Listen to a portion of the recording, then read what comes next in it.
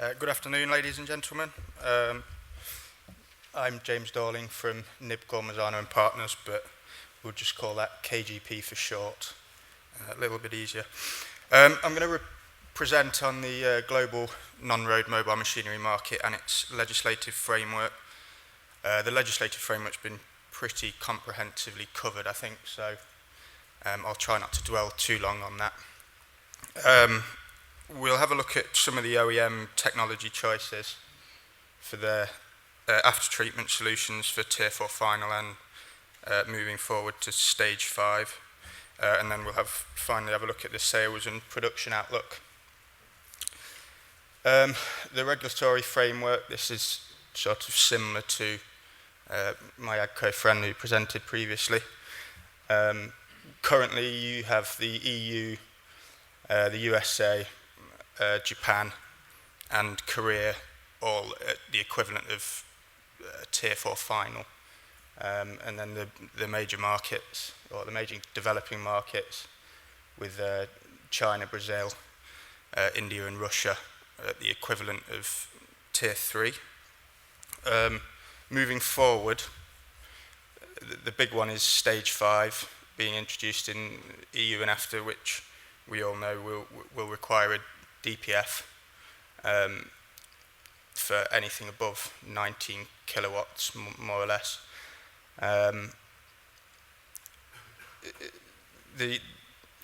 In China, we're looking at, or they're looking at introducing the equivalent of Tier 4 interim in 2019, which will probably come in stages depending on power bands or application. India, sorry, there's a bit of a typo there. India aren't looking at introducing Stage 4 in 2018. That's supposed to be 4 interim, which is somewhat redundant because the vast majority of their production and sales is below 56 kilowatts, very small ag tractors. So that would really just be EGR and DOC.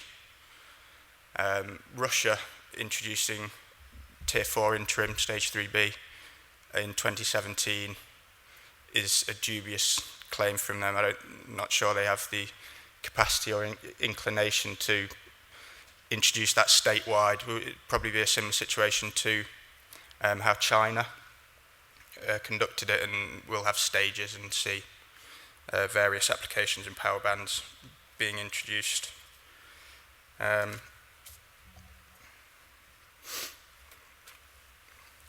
If we look at the Stage 5 finalisation in the EU, it's all about the particulate matter. You'll see, obviously, Tier 4 was introduced the SCR for anything over 56 kilowatts, reducing the hydrocarbons and the NOx. For Stage 5, it will require a DPF addition for anything over 56 kilowatts and even in lower power bands to reduce that particulate matter number. There will be some real-world emissions testing, make sure what the engine is emitting what it is supposed to. Might be able to thank Volkswagen for that one, I think. If we have a look at the actual limits, as I said, you can see the low numbers for anything below 56 kilowatts for the hydrocarbons and the NOx, but in the end column there, or second to end column, the particulate matter number is dropped significantly for anything over 19 kilowatts, sorry. Technology choices, this is a traditional switchback for Tier 4 final with an SCR and a DPF system, which I think quite a number of large North American OEMs had. I know Cummins, John Deere, Cat, all have this system on some of their applications, certainly the larger ones. And there you can see on the left that switchback system, and then as we move to Stage 5, because of the requirement for a DPF and an SCR, and the fitment issues that come along with this. The other option to the switchback system is an SCR on DPF, which I think the gentleman from Fiat Powertrain explained that they will be doing a similar system to this, and as will Liebherr and a number of other manufacturers. This is a example of Liebherr's SCR on DPF system. This is just a brief overview of AGCO were first to introduce SCR for Tier 3, and then there was a number of manufacturers that introduced it for 4 interim, and then everyone over 56 required an SCR. And for 4 final, all the OEMs were quite diverse in their after-treatment solutions. But as we move towards stage 5, they will group again, and you'll have the 2 systems, but you will see a number of manufacturers dropping EGR because with the addition of the DPF to have a full system of SCR, EGR, DOC and DPF, the fuel consumption for certain applications will just be far too low for the customer to warrant spending so much money. We'll have a look at the global sales and production outlook with regards to that. Obviously the commodity prices dropping significantly for the ag tractors really depressed the market. The drop in India there is due to a poor monsoon in 2014 and 2015. There's a slight increase in the US and Canada, but that's somewhat of a false positive because the initial crash of the commodity prices, it saw hobby farmers completely stop buying tractors, and then they've come back with some vengeance, but all of their tractors are very low power, typically around 40 horsepower or less. So the high powered tractors, which is what all the after treatment solutions go on, are still rather depressed in the US and Canada. There is growth in India towards the end of the forecast period, but as I stated earlier, the market for after-treatment systems in India is rather slightly redundant because of the vast majority is below 56 kilowatts, so it wouldn't require an SCR even at Tier 4 or Tier 4 interim. The construction market, obviously, the crash in China, they're down to about 40%, I think, of production. That was due to the artificial stimulation of the economic and manufacturing in China by government stimulus package. They just had huge overcapacity, which the dealers are still trying to shift out in China. They've moved from an export and infrastructure market to sort of a domestic production, and it's not going to recover anytime soon in China.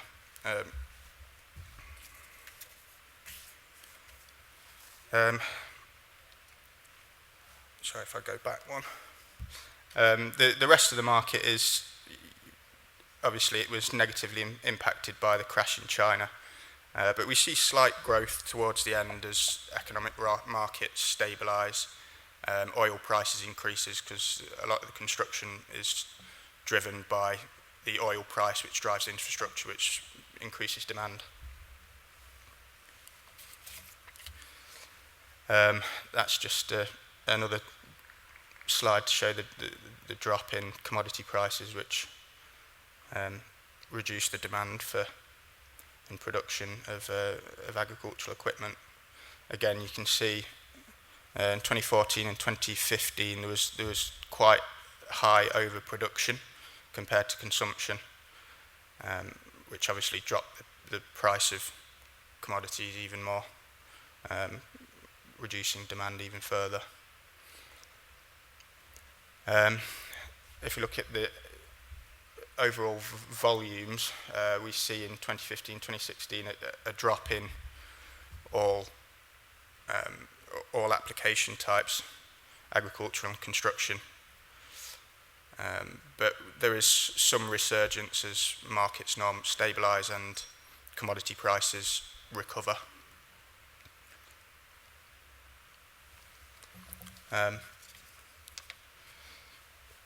This is production by compliance tier. You can see tier 2 or less is reducing as the developing nations implement some tier 3 and tier 4 interim compliance. Tier 4 is obviously growing, and then a little bit of tier 5 production coming in towards the end of the forecast period. We haven't included any tier 5 is actually stage 5. There's no tier 5 production included in that by 2022, because we don't know when the EPA will implement it or what it's going to look like, which is something I will discuss. In terms of SCR fitment, the EU and EFTA is the largest share. North America might appear low, but even though the sales of agriculture and construction equipment might be more in line with EU and EFTA than SCR fitment suggests, it's these hobby farmers again. There's a lot of low-power tractors in North America which don't require an SCR. The Asia Pacific growing as tier 4 interim is introduced in China, so that is a positive to take from a rather bleak market outlook I've suggested so far, as China and Russia look to introduce towards the end of or introduce higher emissions regulations towards the end of the forecast period. They will have to look at adding more advanced after treatment solutions, which usually include a SCR system. This is the North American or US and Canadian trends for agriculture. You can see that 90% of DEF demand came from 17% of US tractors, which are these large tractors above 100 horsepower. But following the drop in commodity prices, farmers weren't willing to spend that much money. There was a lot of incentives as well, which caused farmers to be unwilling to purchase. You can see the high amount of less than 40 horsepower tractors, and the growth segment currently, while there's still some uncertainty, is in that 40 to 100 horsepower growth. Going beyond 2016, we expect that that above 100 horsepower sector to grow again as commodity prices look to grow. This is a slightly complicated slide, but we've got construction equipment in 2016, agricultural equipment in 2016, and materials handling in 2016, and then each one again at 2021. So you can see whilst it is quite bleak at the moment in terms of how the markets are performing, they do look to grow towards the end of the forecast period, apart from materials handling, because a lot of it will go to LPG and electric.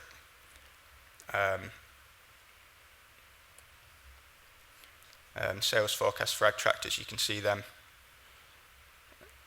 rebounding towards the end of the forecast period following various drops. Construction equipment, the same, following the economic crash of '08 and a little drop in 2016 and 2017.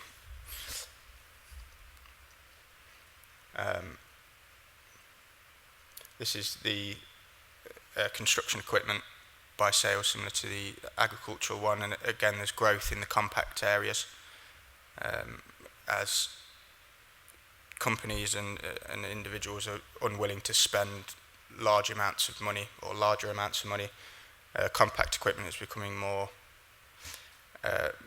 popular because of the below 56 kilowatts. They're cheaper because they don't require the SCR system. In Europe, this might change. It'd be interesting to see how the market reacts to requiring a DPF. You might not need an SCR below 56 kilowatts, but you will require a DPF. US exports all dropping, apart from Europe in the construction and ag. Europe, that again, Europe is very reactive with the North American market. So whilst exports are growing in the first 6 months, they were probably negative throughout 2015 because they reacted a lot quicker. Production outlook in US and Canada, again probably covered in previous slides.